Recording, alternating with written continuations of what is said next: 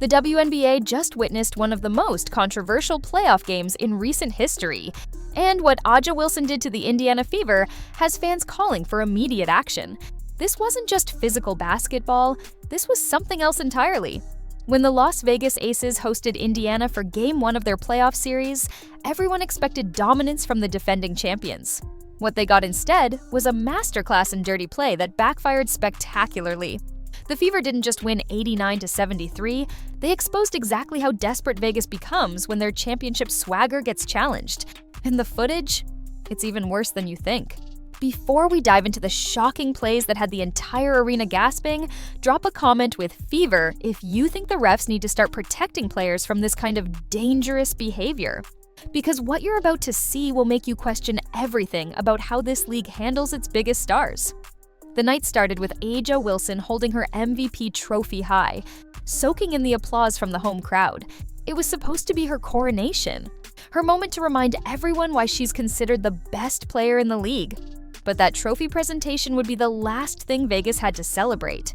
From the opening tip, something felt off about Wilson's approach. Instead of dominating with her usual skill set, she immediately started throwing her weight around in ways that had nothing to do with basketball.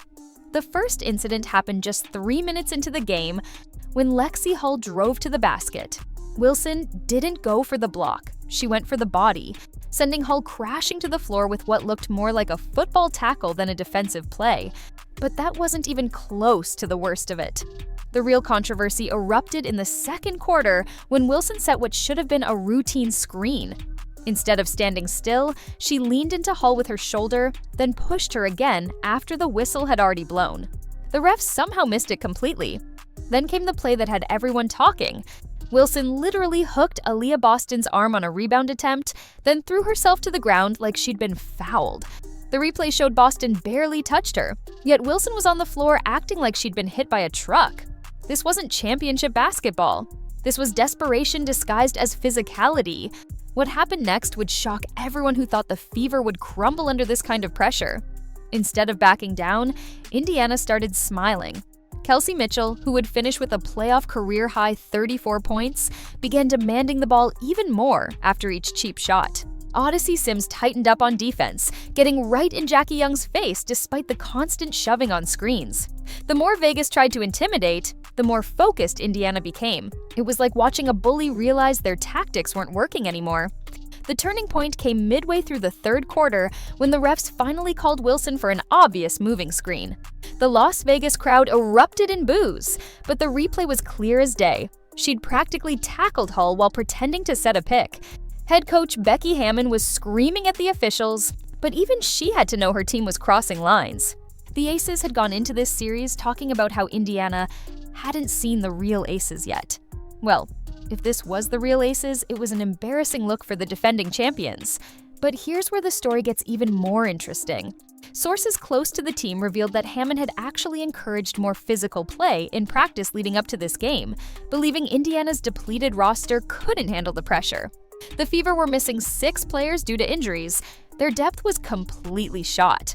Vegas thought they could simply muscle their way to victory.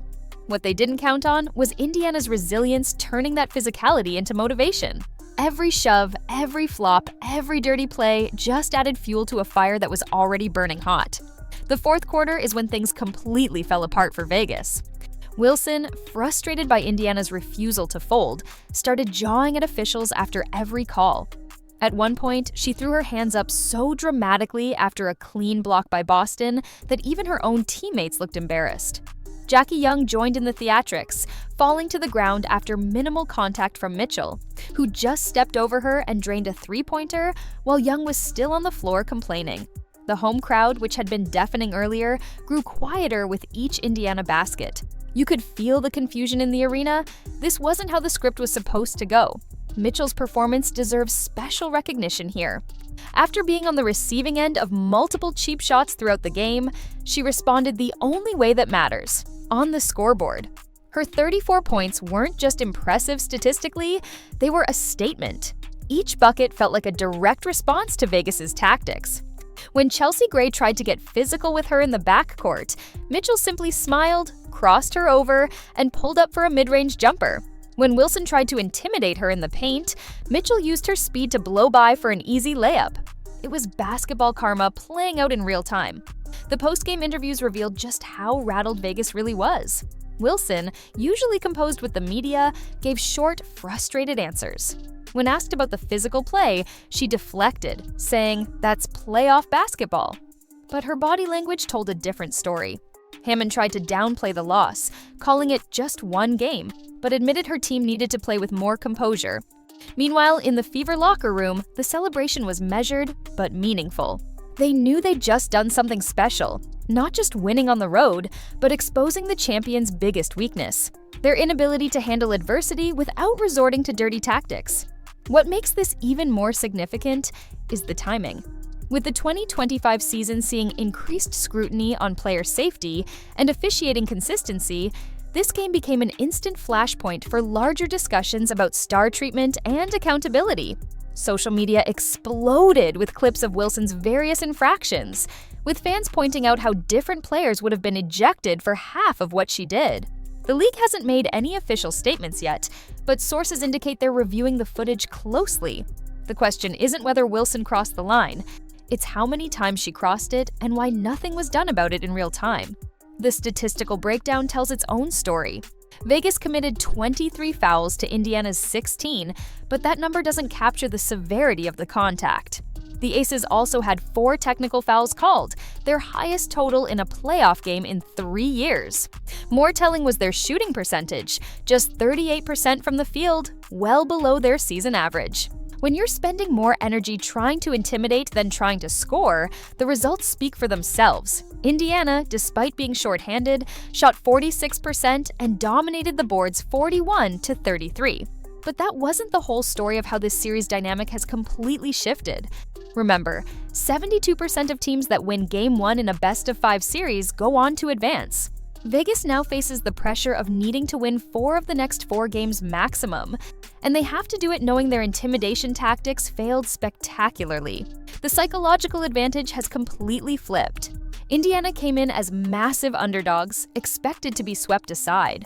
Now they're the team playing with house money while Vegas scrambles to figure out what went wrong. The reaction from former players and analysts has been swift and harsh.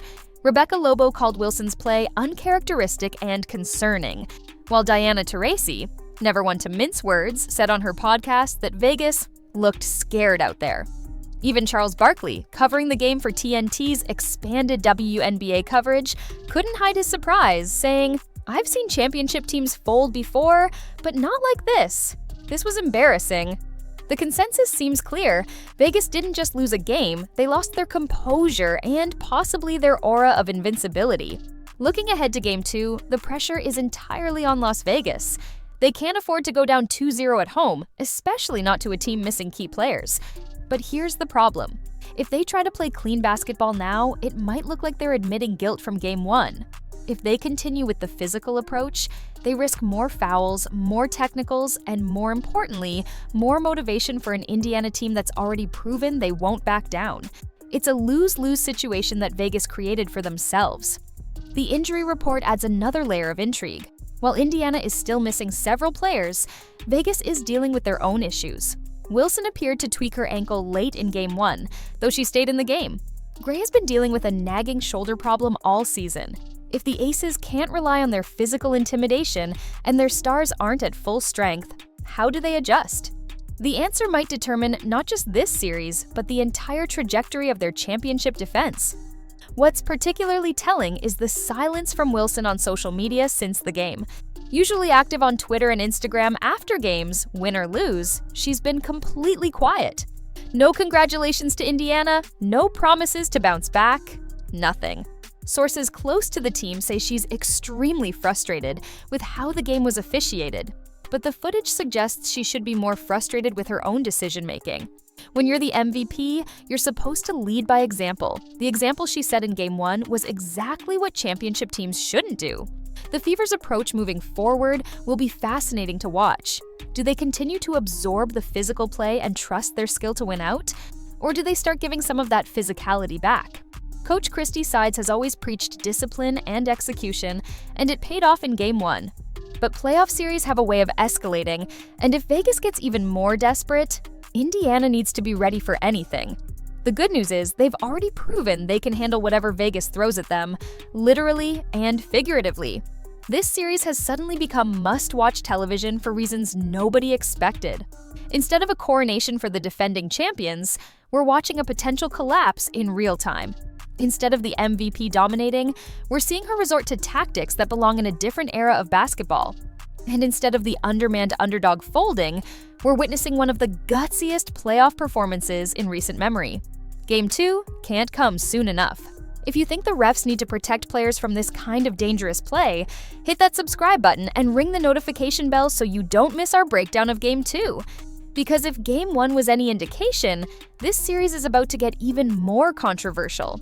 The question isn't whether Vegas can recover, it's whether they can do it without crossing even more lines. And based on what we just witnessed, that's a very real concern for anyone who cares about the integrity of the game.